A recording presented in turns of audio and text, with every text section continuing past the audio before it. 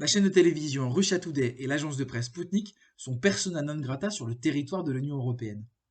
Ursula von der Leyen a pris cette mesure en représailles à l'agression de l'Ukraine par la Russie.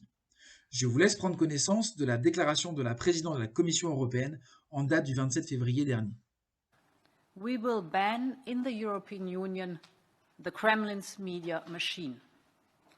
The state-owned Russia Today and Sputnik, as well as their subsidiaries, will no longer be able to spread their lies to justify Putin's war.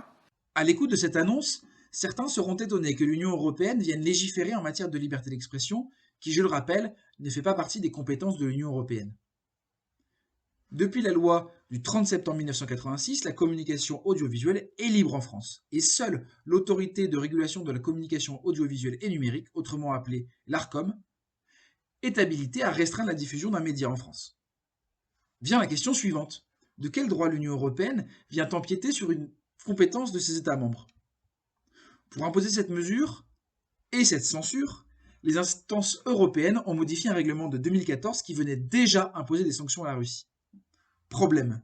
Cette modification est intervenue que le 1er mars dernier et n'est donc toujours pas entrée en vigueur puisque les décisions du Conseil de l'Union européenne ne sont applicables que 20 jours après leur publication. Ainsi, la censure frappant Russia Today et Sputnik ne devrait être appliquée que le 21 mars prochain. Mais ce n'est évidemment pas le cas puisque Russia Today est censuré sur toutes les plateformes de visionnage, sur tous les réseaux sociaux et n'est même plus référencé sur Google. Ce bannissement, comme il l'appelle, est donc pour l'heure illégal puisqu'il ne se base sur aucune disposition légale actuellement en vigueur.